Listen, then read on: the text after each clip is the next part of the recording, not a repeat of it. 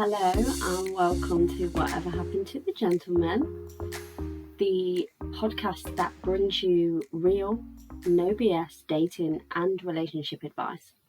I am your host, Sam Morris, and I have been teaching people how to attract healthy relationships for over 10 years now. Before we get into this episode, I hear all the time, Sam, we want to know what you've been up to, not just giving us advice. So I have been super busy because my program will be opening its doors again soon, possibly on Monday if I've got the sequence of the podcast posting right. So if you haven't signed up to my Heal, Grow, Attract webinar, get your seat reserved. I will put the link in the show notes. And other than that, I've just been doing regular life. And me and Alan are really trying to focus more on our relationship, focus more on connection. And that's what we've been doing. And I think it's something that's really important to us. When we first got together, we were both going through a healing process. We'd been through bad breakups. We'd had ups and downs. And it was so important to have that connection. So today I want to talk to you about something that is super important, and that is protecting yourself when you get into a relationship. So many people rush into relationships. They get caught up in the excitement, the chemistry, the dopamine hit that makes us all feel a little bit magical. And don't get me wrong, love should feel good. But if you don't take the steps to protect yourself emotionally and financially, before you get in too deep, you could be setting yourself up for a whole lot of pain that is unnecessary. Because the reality is, you cannot control what another person does. You can't guarantee that you will love them forever and they will love you forever. You can't predict how they will behave in 5 months, 5 years, or even next week. The only thing that you can control is you. Your choices, your boundaries, your standards, your ability to take care of yourself no matter what happens. And yet, I see it all the time. People throw themselves into a relationship thinking, this is it. This is my person. We're going to be together forever. And then, boom. Heartbreak, betrayal, feeling like they're back to square one.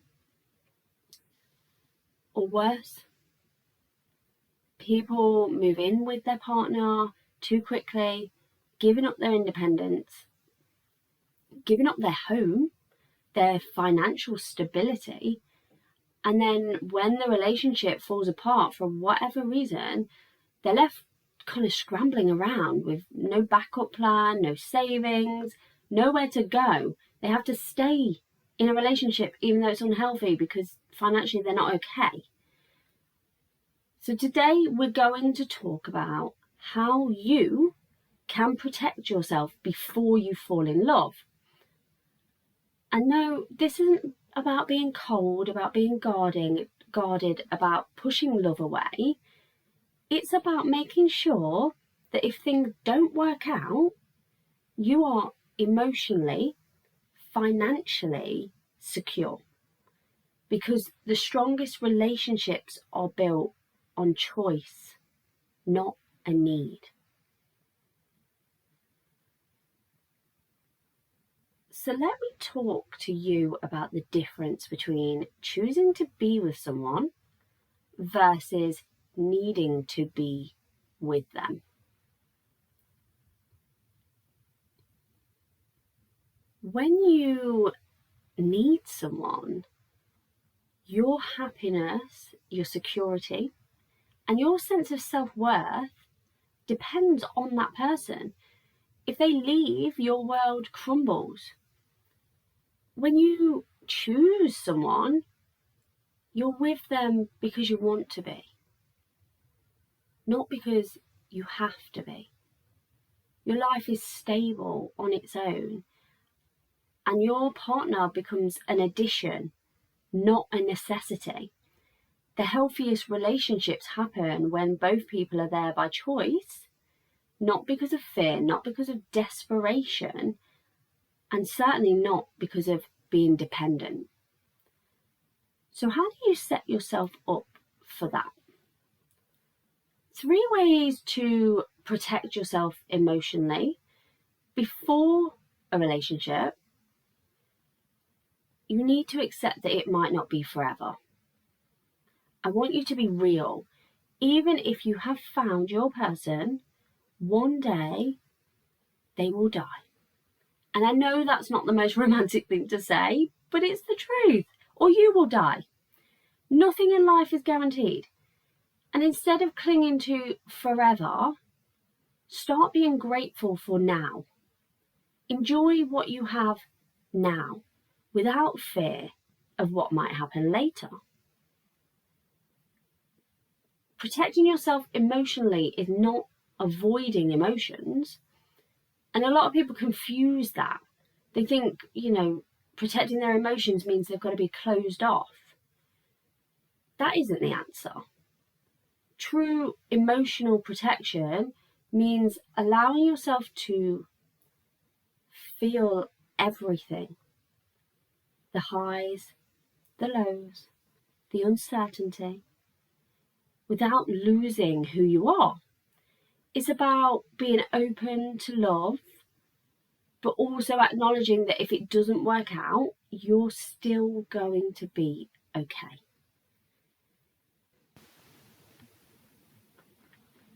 The second thing is to adjust your beliefs about yourself. You've heard me say this before. If you don't believe that you are worthy of love, you will accept whatever scraps someone throws at you. But when you know your worth, when you set your standards, you don't tolerate mistreatment. And even if you get hurt, you still know you deserve better than that. You don't deserve to be treated that way. And that's why in my program, we do a lot of deep work on self-belief, because it is the foundation of everything. Now, let's talk about 3 ways to protect yourself financially before a relationship. Have your own financial safety net. Before you start to merge finances, before you move in, before you make any big decisions, make sure you have at least 1 month's rent saved. That way, if things don't go as well as you hope, you've got some options. No one should ever feel trapped in a relationship because they can't afford to leave. And don't feel bad about it. If someone questions why you have a buffer, you can be upfront. I've been hurt before. And I need to make sure that I am secure. This isn't about not trusting you. It's about taking care of myself. And if they can't respect that, they're not your person. Keep financial independence. It's easy, super easy to get swept up in the idea of sharing everything, joint accounts, joint bills, joint investments. But before you do, make sure that you could still support yourself on your own if you needed to. Keep a separate account. Me and Alan have a joint account. All our money goes into the same place, but I have a separate account. Know your own financial situation, because love doesn't mean you have to give up that independence. And lastly, don't make financial situations out of emotion. Love can make you feel impulsive. It is the dopamine hit, And you might feel tempted to make big purchases, lend money, I've done that, or move in with someone before you're financially ready and stable. You just need to slow down and ask yourself, what would I do if I wasn't in love? Or what would Sam say? And if the answer is no, then don't do it. So my final thoughts today is, protecting yourself isn't about being cynical. It isn't about expecting the worst. It is about loving yourself enough to make smart decisions. When you're emotionally and financially secure, you step into relationships from a place of strength and not fear. So before you dive headfirst into love, take a step back and ask yourself, am I emotionally strong enough to handle whatever happens in this relationship? Am I financially secure enough to stand on my own 2 feet without them? Am I choosing this relationship out of want, not needs? And if you can answer yes to all of those, you are in a much better place to build something real, something authentic, something beautiful with the right person.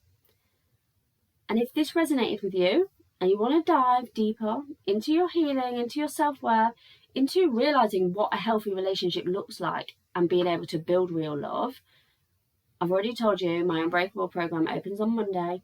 You will learn exactly how to break old patterns, build confidence, and attract the love you truly do deserve.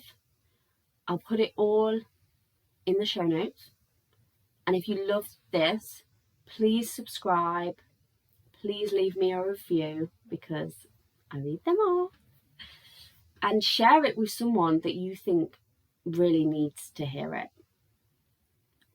And until next time, stay strong, stay smart, and remember that real love starts with you. Bye.